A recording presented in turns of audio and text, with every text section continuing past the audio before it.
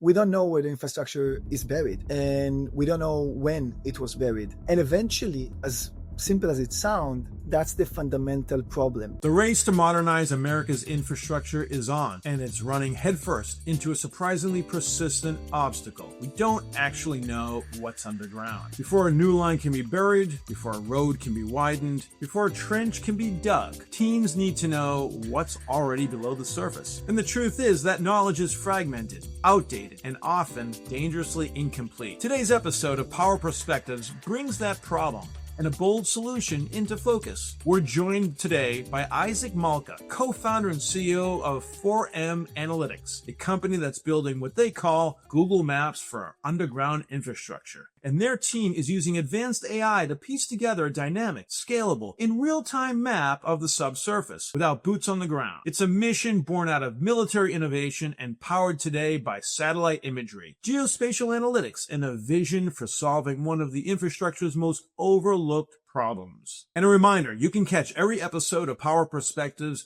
and Energy Central's other shows on Spotify, Apple Podcasts, YouTube, and wherever else you get your shows. So subscribe, leave us a comment or rating, and don't miss our other series you can find on podcasts as well, like Plotting the Future, where we learn about the latest innovations available in the industry, and the show called The Gist, where we dive deep into GIS technology for the power sector. I'm Jason Price, coming to you from New York City, and with me as always is Matt Chester, Energy Central producer and community manager, based in Orlando, Florida. Matt, we're regularly seeing new technological solutions come across our desk on a weekly basis. Just when you think that these kinds of issues cannot be solved, that they're solving. So how do you think that Google Maps for underground infrastructure would assist our typical Energy Central community member? It's a great question, Jason. And I think this type of solution hits right at the heart of a challenge we hear regularly on the Energy Central platform, whether it's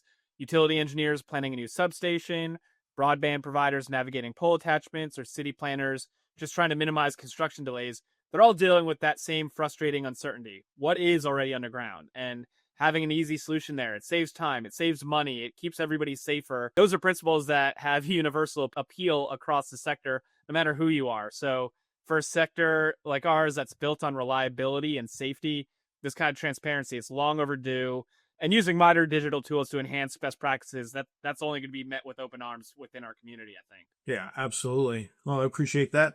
And so thank you, Matt. And I also want to say thank you to West Monroe for making today's episode possible. And now let's dig in with today's guest, Itzik Malka. Welcome to Energy Central's Power Perspectives podcast. It's a pleasure to be here today. Matt, Jason, thanks for the opportunity to tell our story, and happy to share with you our last 5 years. Well, Itzik, we're thrilled to have you on the show. So let's get started. Let's talk about the founding story, because it's a fascinating one.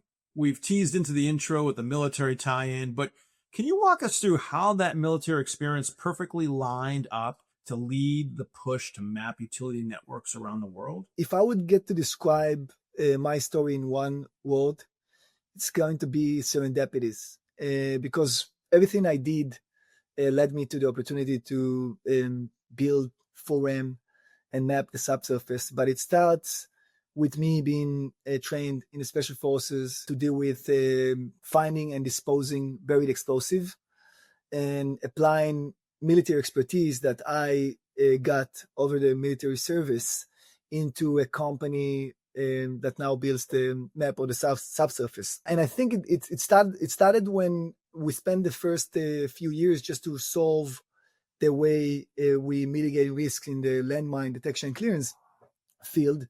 And I thought about like building a multi-source data fusion engine based on the experiences that we saw over the course of the last the 10 years that we did it, and to use it to really do amalgamation on images together with blueprints, together with other sources, to predict precisely the location of buried hazards. And we succeeded, and we had a very good success correlation between the system prediction to what we found after excavation.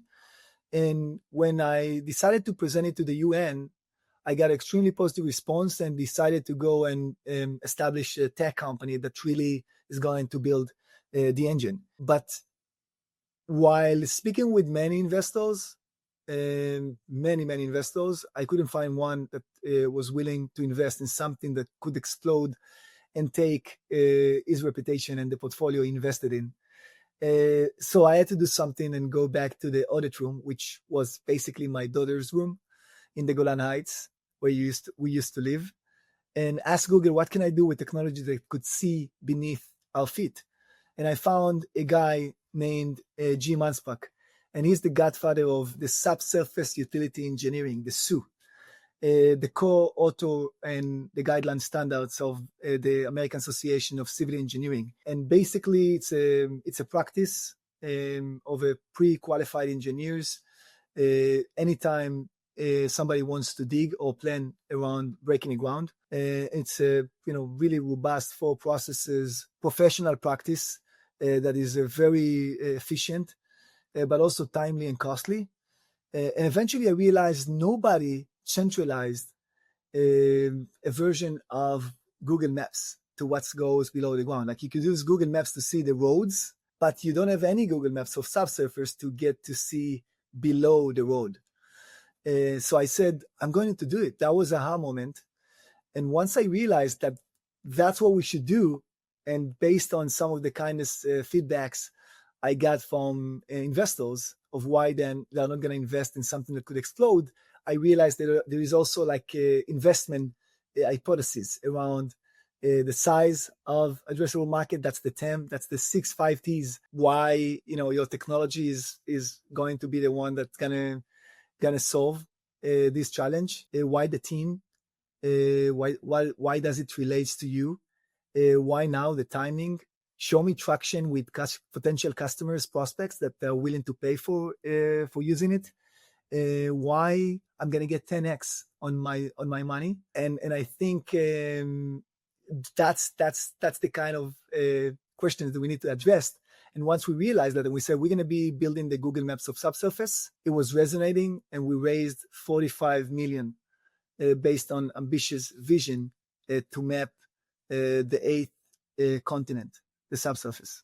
Okay, all right. Well, that's quite a story, and I can see the application in a million different ways. So it seems like it's a well needed and well received solution to a problem that continues to persist, whether it's a military and government level, or it's the utility level, or in any police level. It just seems like a lot of applications. Real curiosity here, and I'm sure our listeners are thinking the same thing. How far down does the technology analyze? Yeah, so basically, we could see, I think, to really explain to the audience how we're doing it, it relates to your question.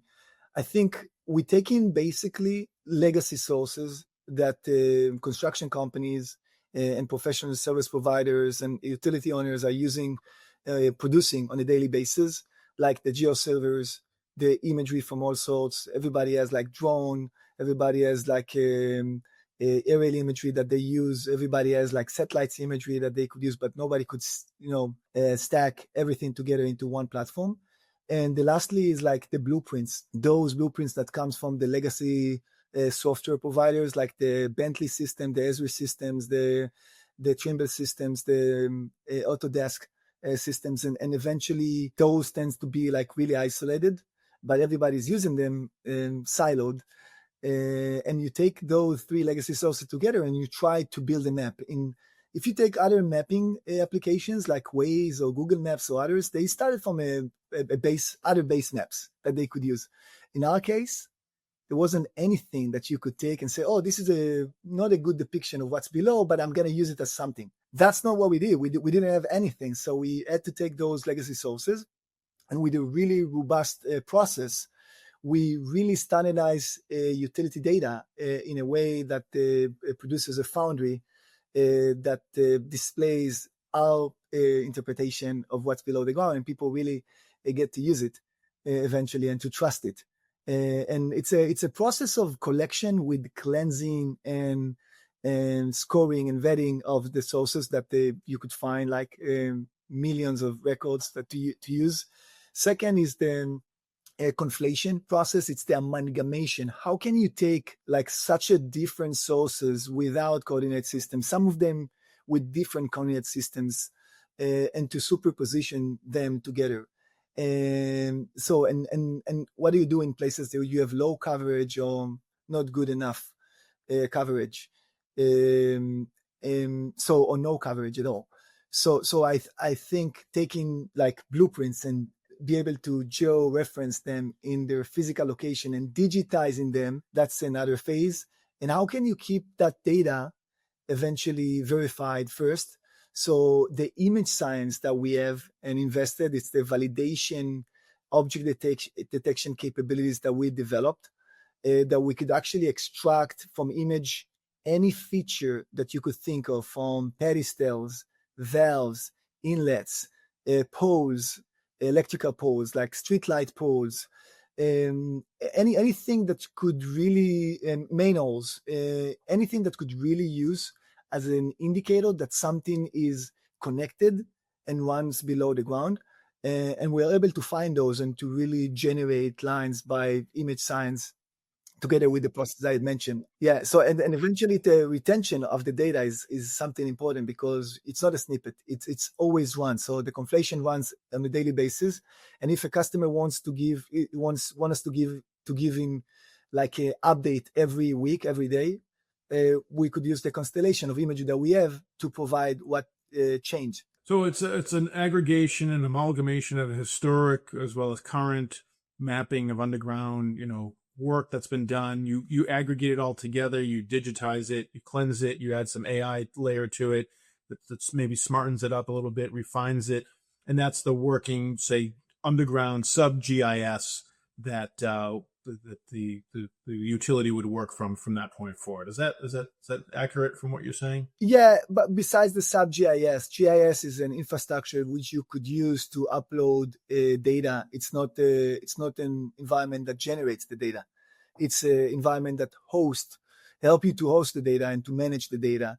But it's not able to provide you the locations and the metadata attributes that you need to have anytime you make a decision. So yeah, so basically we are using our system is presented also in GIS, and we build it from scratch, but it's not just to host the data, it's to generate the data. That's think of us as the plumbers that comes with the water. Okay, well you'll need to elaborate on that, but I want to get to my next question. So, I mean, at the heart of your mission is mapping the underground infrastructure. And for our listeners, particularly those, and there's a new terminology I wasn't aware of, but they're called SUE. They're the subsurface utility engineers. And there's an engineering process to that. So help us understand, for all our non-engineers and those that don't live underground, don't study the underground, the subterranean, I guess you could say, what's broken in the way utilities currently manage assets, and what's the conversation like when you talk to utilities about this? Yeah, to really dive into it, I think we need to start with the definition of the problem. And it's simple. We don't know where the infrastructure is buried, and we don't know when it was buried.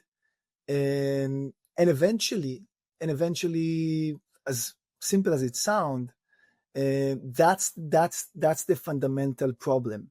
There's no shared comprehensive asset database with anybody about infrastructure that drives services to our life.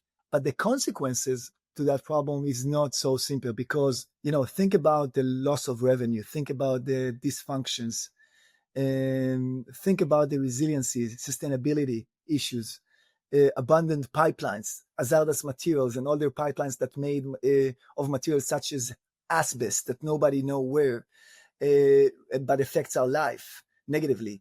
Think about the capacity issue and the challenge to really implement more facilities into the ground without a map. Think about like the 811 system.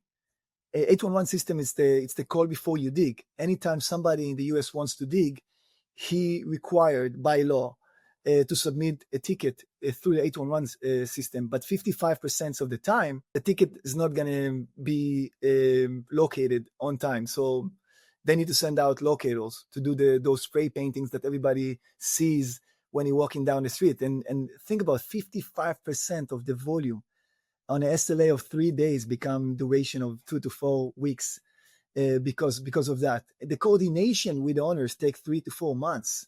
and the SU eventually. SU is like a really, really unique and appreciated practice that has 4 stages of processes. It's like the first one is to do the record research, like going to many tabs and ask from the utility owners to share the data that they have in some instances that they're willing to do so. And then you have to take the results that verified by a specific, like a pre-qualified engineer. That's the D level. And then they need to go to the field to trace those features that indicate that something is connected and to mark every one of them manually. And then they need to go with geophysical tools. We train people to do those the ground penetration radars and magnetic sensors and to find the X and Y, but it's not enough. They need to see the depth.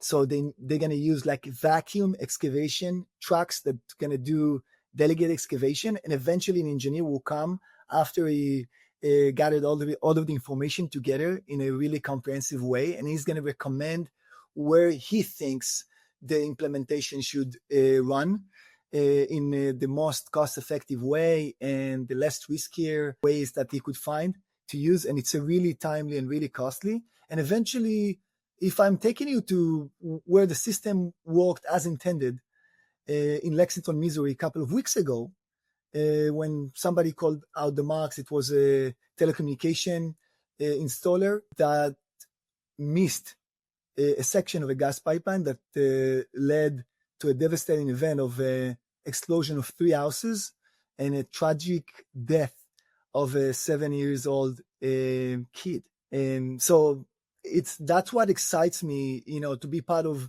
a mission to drive resiliency and continuity and to help to save lives of people from those explosions to happen in the future. It's a tragic story. And I did want to ask you about risks. You drive through any small town, you'll see like little flags on people's lawns. There might be like a gas flag. If it's red, if it's blue, it's water.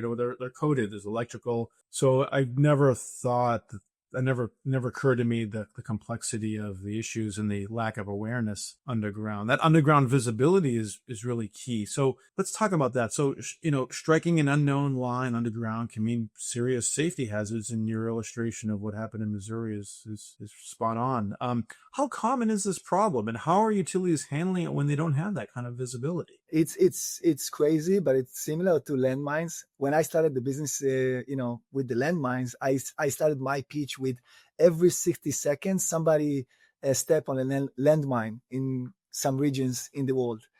And you're not going to believe, but it's 60 seconds that you have a strike for utilities in the US. It's the same. And strike could come from a variety of sources, like homeowners digging in their yards, construction crews, utility installer like fiber optics striking existing assets during horizontal direction drilling.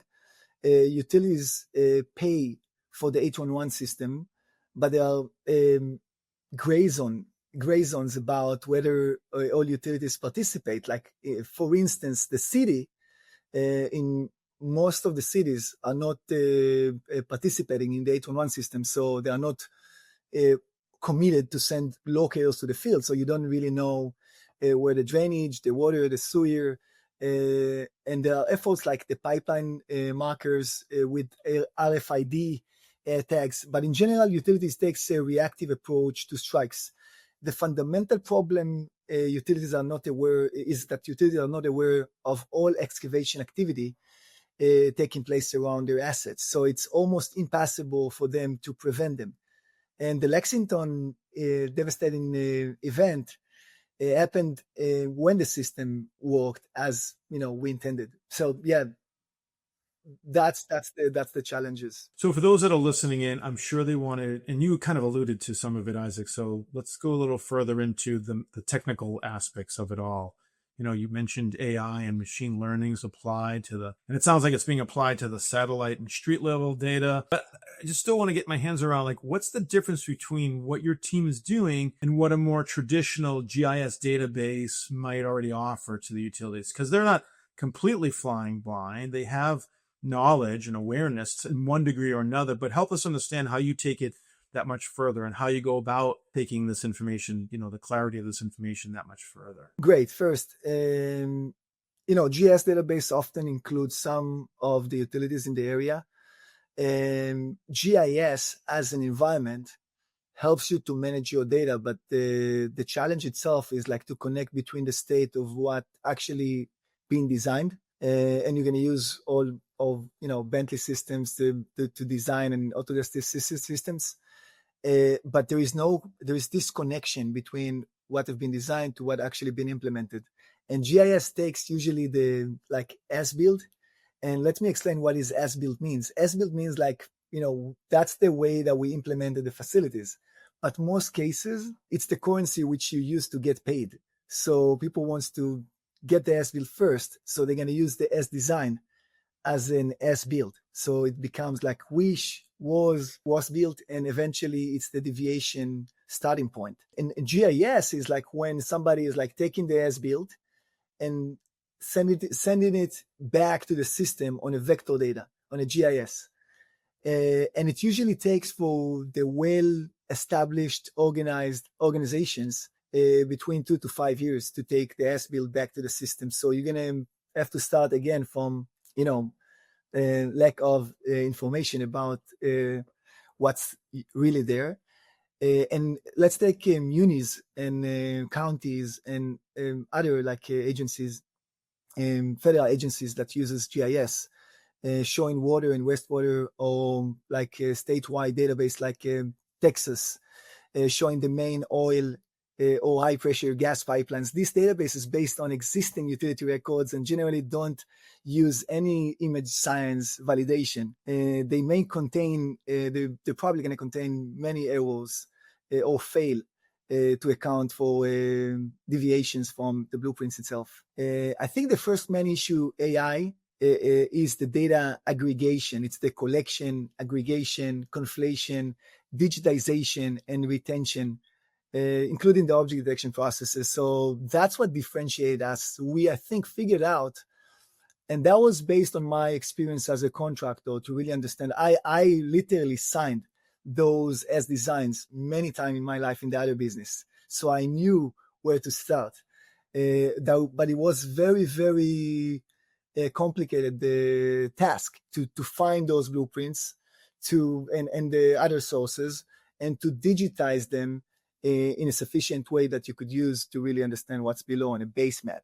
And the second layer is the object detection. It's the visual verification that you give our perceived values given data. We're not even saying reliable data. You get to decide if it's reliable or not. But we're giving you data within an environment that helps you to trust but verify the data. That's the image science comes to play. You're using it to, if I'm giving you a line and a point, you get to click on it, see the sources, but also see where it has been positioned and the time lapsing we used on a different time frames that we gathered from imageries. All right. I want to talk about, take this a little step further, down, not to be, no pun intended here. Let's go a little deeper here, right? So when it comes to utility data is incredibly siloed. No one's going to dispute that. It's a recurring challenge that we hear time and again, particularly even from utility stakeholders. The data sources just exist elsewhere. There needs to be an integration, and it's owned by different groups. So overcoming that is a challenge. What's your experience in seeing that fractured nature of utility data, and how do you begin to take this messy situation and turn it into results? Let's start with some uncomfortable truth about the data held by utility owners over the last 20, 30 years. Many utility owners simply don't have the data for many reasons. Many utility companies don't have accurate and comprehensive data on their own asset. They just don't know. Some of them never collected it. Some of them have been acquired over the years through M&As, and nobody hand over the data sources. So you need to guess if you have a starting point. Some have records in inaccessible analog formats, and some of them is out of date or imprecise data that you can't really use. It's unrealistic, I think, to expect the change from their side, because many utility owners can't afford or won't cover the cost of collecting data. And since they can't sell it and they can make ROI and justify the additional overhead by doing it, I don't think it's going to happen. And one mom and pop natural gas provider told PHMSA in 2023, PHMSA is the Pipeline and Hazardous Materials Safety Administration, that mapping their own network would literally bankrupt the company. And without the business case, it's not going to happen, although the safety impact. Utility owners won't provide this information to civil engineers on demand and at scale. They may regard the data as sensitive business information, especially in competitive fields like broadband coverage. The limited motives for sharing the data is to prevent third-party damages to their assets are ultimately misaligned with those of design and construction teams who actually need the comprehensive data to avoid utility strikes and to secure the schedule of their projects and the delays that might occur without that data. And the data is siloed in different companies. No one so differ between one to each other, and derive critical data insights and really optimize infrastructure design and accommodate for utilities. We need a unified repository of data that gives a total picture of what's below the ground. And that's our reason for being. That's what we try to create. Well, this conversation is reminding me of a guest that we had years ago. It was a gentleman from, I think it was a minister of transportation up in Canada. And he talked about having to expand the subway line or the tunnel, and the lack of awareness and visibility of what's down there and what they could end up, cutting into, which would be, certainly detrimental to, everything that cascades from that. So I think it's really the awareness, for the most part, this lack of visibility and just general awareness of what's down there, as opposed to perhaps some of those other reasons that you gave. But I understand completely. All of them make sense. So let's talk about that, because this lack of data visibility is not just with utilities. It's with, public agencies and engineering firms and subcontractors, as you mentioned in the example I provided. What have you seen change in recent years in terms of data transparency and collaboration, especially since it comes to launching your type of platform where this kind of collaboration and transparency is needed for you to be successful? Yeah, that's a good one. I have many conversations over the last 5 years, and some of them from those who, was protecting the data behind castles over the years. And they become very open-minded to share data. And that's because I think they've seen that the value of sharing the data is much greater than the protective approach they had back in the days.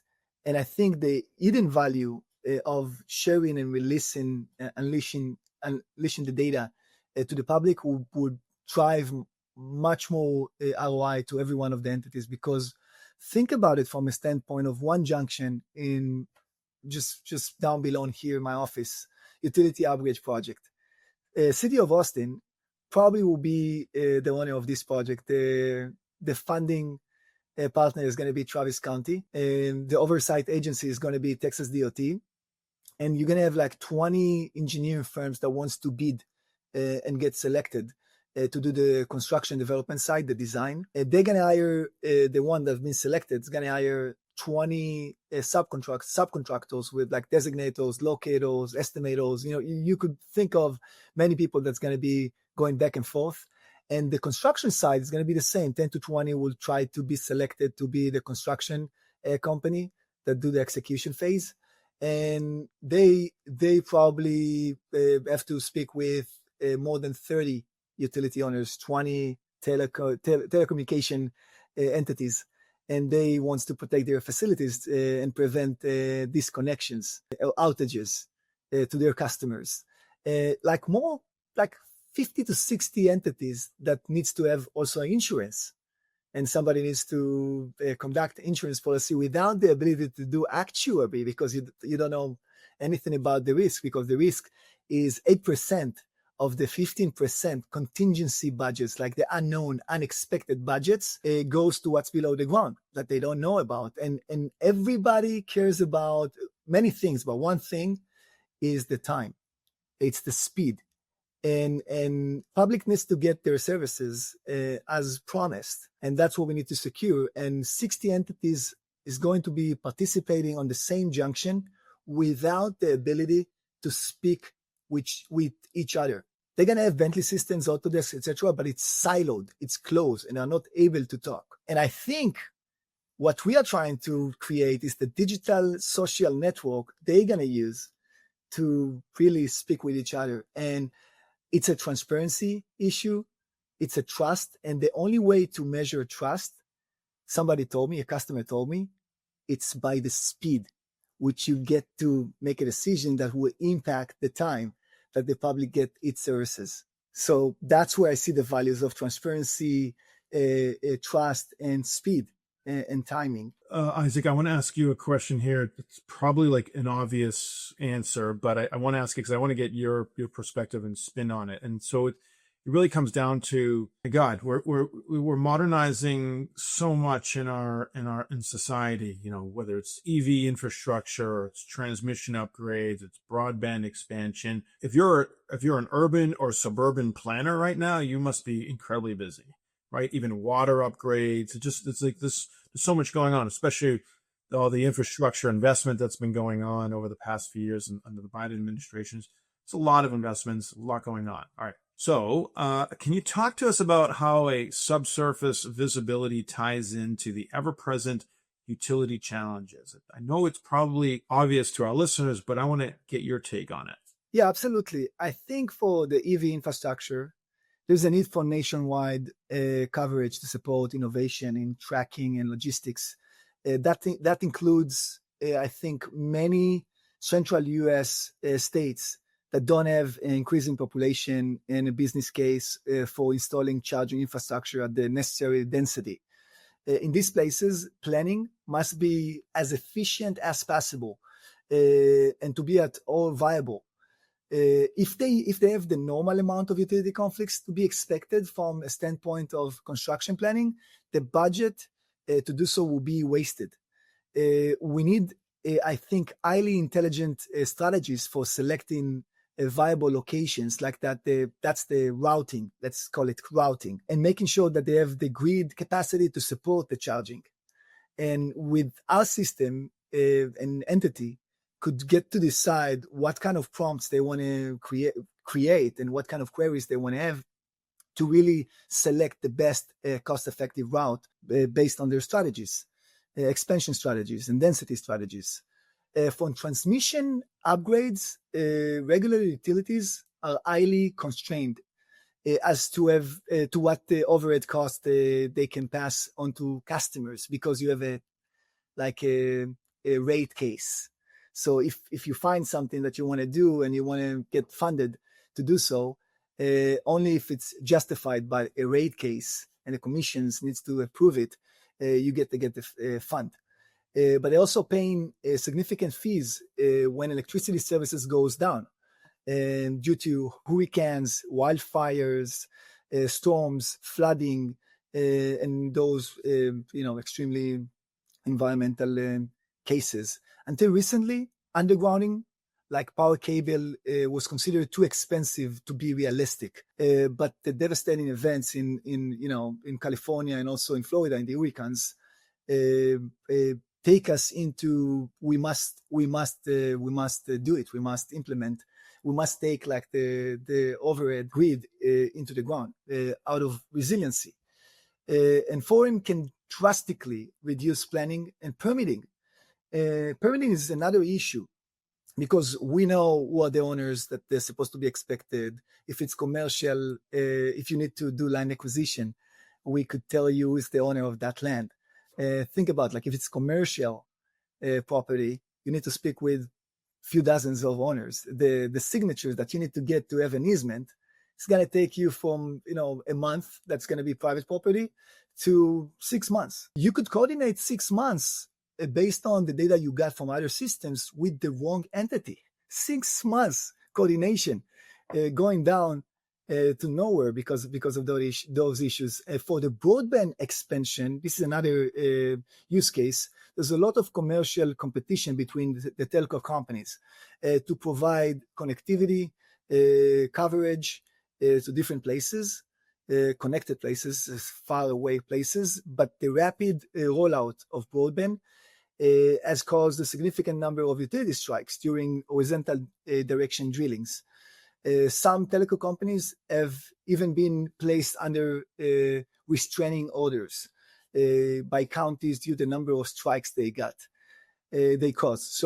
And we need to have completely different approach to give those companies the necessary tools to avoid strikes and mitigating risks before conflict become a risk, and when it's really manageable and at its lowest cost point. Okay, let's bring this back to the utilities now. So you've done a good job helping us understand the risks and some of the resistance and roadblocks. But when you do speak to the utilities, the key decision makers, how do you go about making sure they understand the problem and the value that you're addressing?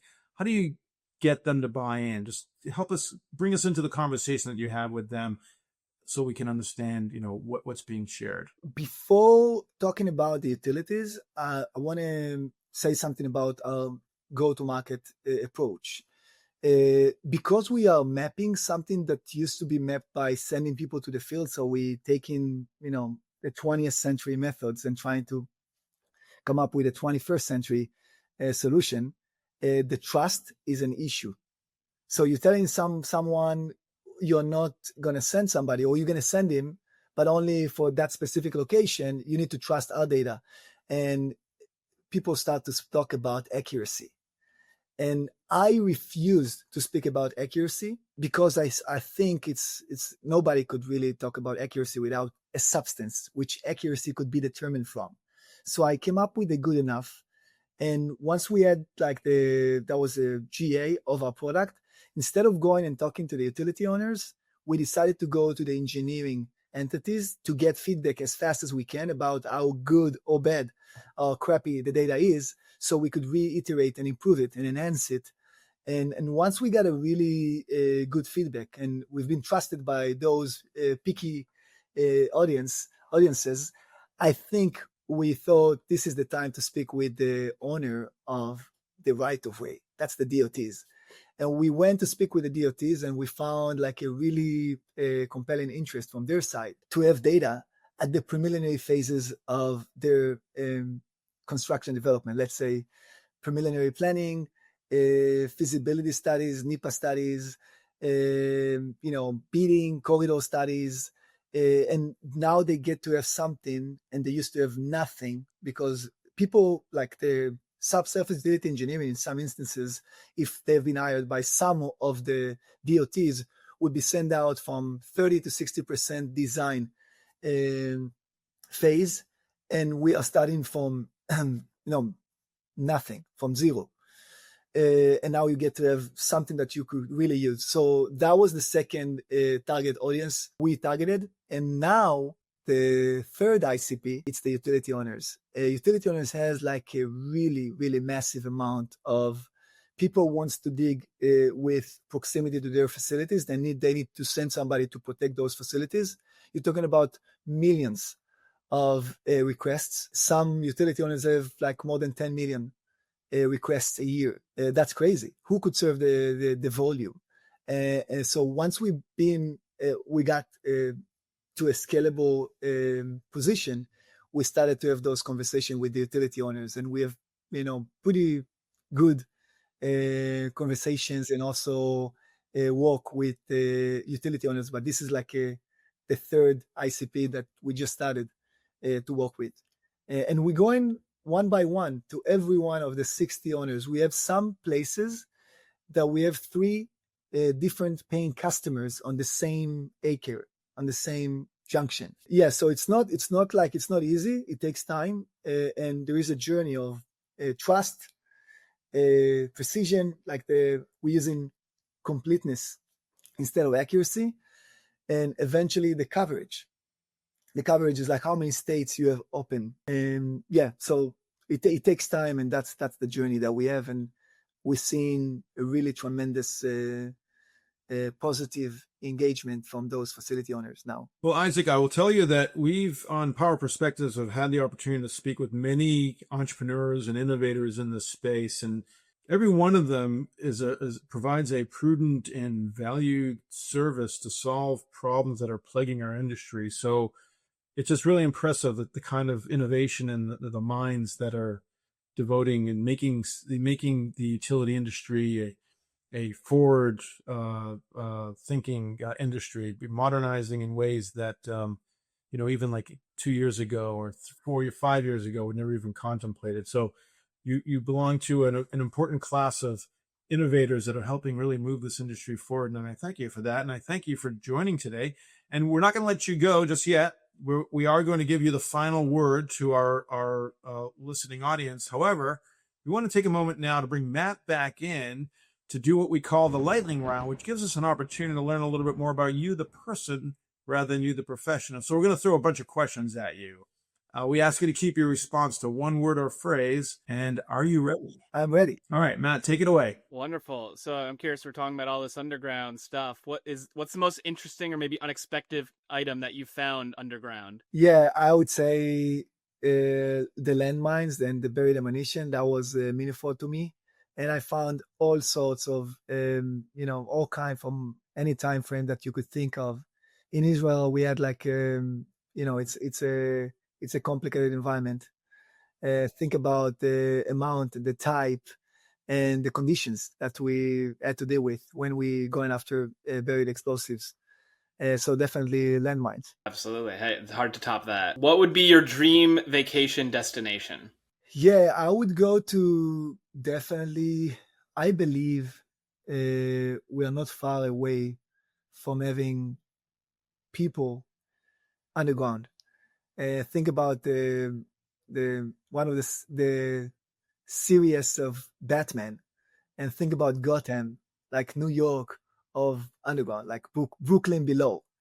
Thinking about that could be a nice place to be visiting. Interesting. Yeah, you usually hear people talk about, we're not that far from traveling into space as a vacation, but I love the idea of going the other way. Is there a skill that you wish you could master with just the snap of your fingers? I would say answer to my wife anytime she asks something, and be concentrated and really understand what she wants. I think that's a lot of us would want that. I could have said it's going to be easier to map the underground. One of the things we like to do is ask our guests on the podcast to share a question that we'll ask a future guest in the lightning round. So recently we had Andrea Clabo on, and she was with the Atlantic Council, and she posed this question for you, for a future guest, which is, what do you think is going to be the hot topic of discussion this time next year? What are we all going to be talking about in the spring of 2026? Yeah, I think it's going to be, it depends. We have many challenges to solve, but and everybody speaks about AI, and the anticipated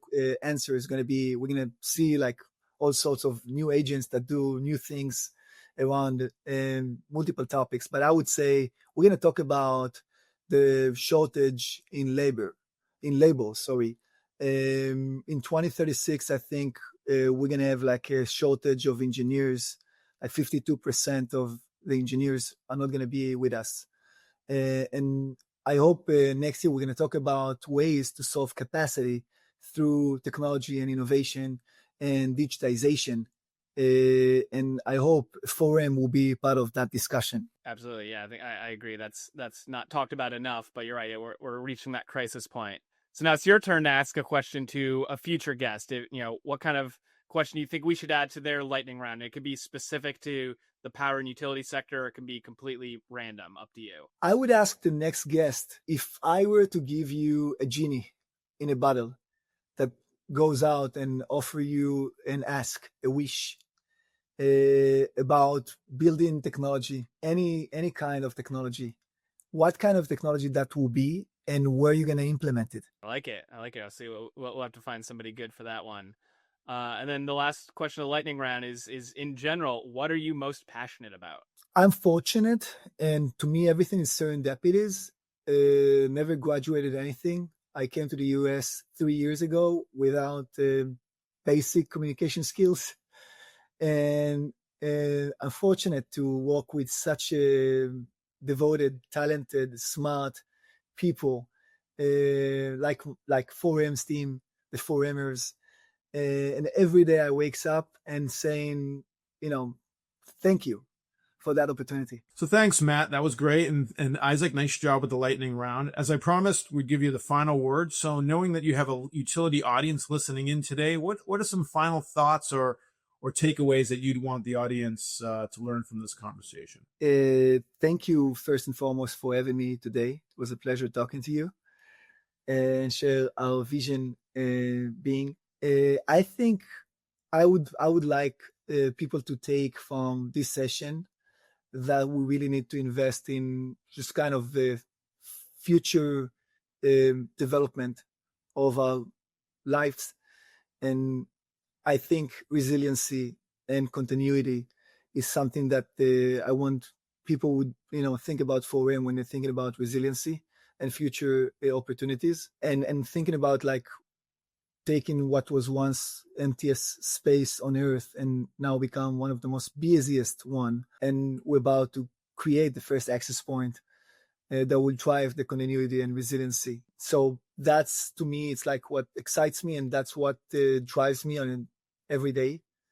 And I hope more and more people will join to our journey and be part of it, and taking like the means and methods that we use today that just represent the way people mitigating risks into the future by digitization and innovation. Nice final thoughts. Really, and we really appreciate the insight that you're sharing with us.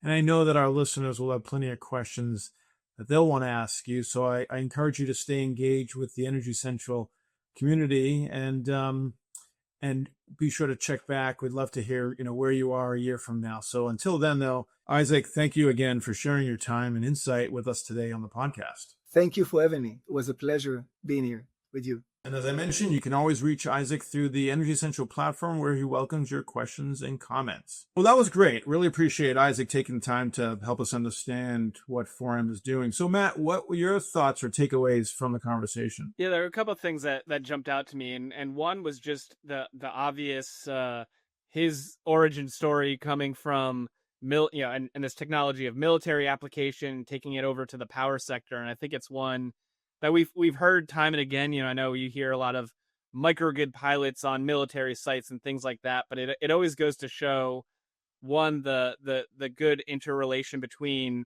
those two areas, and where sometimes the military has the budget and the requirement to innovate, and that can be powerful for the power sector. And then also just generally the necessity for utilities to look outside their own walls for technologies and ideas as they're developing, because they're not necessarily going to come from their engineers. So I think that was really interesting, and I think his life story, frankly, is fascinating to tie into that. And then the other nugget that jumped out to me is when he's talking about some of the challenges being that utilities don't necessarily want to share their data, and that's less of a technological problem and kind of more of a cultural one. So I'll be curious to hear people's take on that, if they agree that sometimes the utilities are a little bit more hard pressed to share their data, and what challenges that creates, or does it vary depending on the type of data that we're talking about? I would push back a little bit. I think that there's the motivation is just not there to want to share the data, or they don't really have the data. There's the awareness of even how to go about getting the data and understanding it to the level that is necessary, and all that. The competition side, and certainly a security issue too. Anyways, all the thoughts were understood and taken, well taken and well meaning. But I think it's really the lack of the data is why they don't have the data. It's really at the end of the day. Yeah, and that's something we've heard about a lot, is within the utility, data being siloed, being inaccurate, and so why am I going to share the data that isn't up to date or isn't clean with outside sources? So that's a great point. Right. So the two words. One is clever, and the other is trust. So for me, I thought this is very clever to really address a need that's so obvious and in your face, and using AI and other technologies to basically put it all together. So I think transferring his experiences from the military and having a vision of and identifying a market need and being able to apply that in a very important manner here. I would, we could always get a utility expert to come on and talk about how they do have vision of what's underground. But I would love to hear, how an expert like that what they would say after using 4M's technology, and to compare and contrast how they do it today and how they do it, how they would do it tomorrow through the uses of 4M and perhaps others that are in that space. The trust stood out to me the most, and I don't know if you picked up on it, but he said trust a few times. And to me, it really is a matter of trust. You really got to trust the data, and you got to trust the maps, because if you're going to start digging in and you got it wrong, that could be like that tragic accident that he shared with what happened in Missouri. So you've really got to be able to trust the data, and to capitalize, to raise capital at a $45 million click. It's you've got to be beyond proof of concept. I got to believe, and so he's been able to demonstrate that trust and the quality. So that's impressive, and that's what stood out to me. Yeah, and it always sounds so simple when we talk. It's similar to what you hear when we have GIS experts on, is how important it is to know exactly where things are, when they were put in, what they were, how that's changed over time. To a layperson, it sounds obvious. Well, of course, don't you know that? How is it that difficult? But clearly, with the amount of budget going towards this and the technological focus, it's more complicated than you think it is, and as we talked about a lot, it's more essential than nearly anything else when it comes to that reliability, that trust, and just knowing what to do with their valuable infrastructure. Those are good points. Next time we do bring on a GIS expert, or even some of the vendors that we've had in the past who've talked about the future of GIS and the mapping technologies that they have, probably good to ask them, hey, you're doing a great job above ground. What are you doing below ground? Absolutely. That'd be fascinating. All right. Well, good stuff. Great conversation. And we also want to take a moment to say thanks to our sponsor, West Monroe. West Monroe is a leading partner for the nation's largest electric, gas, and water utilities, working together to drive grid modernization, clean energy, and workforce transformation. West Monroe's comprehensive services are designed to support utilities in advancing their digital transformation, building resilient operations, securing federal funding, and providing regulatory advisory support. With a multidisciplinary team of experts, West Monroe offers a holistic approach that addresses the challenges of the grid today and provides innovative solutions for a sustainable future. And once again, I'm your host, Jason Price. Plug in and stay fully charged in the discussion by hopping into the community at energycentral.com, and we'll see you next time at the Energy Central Power Perspectives Podcast.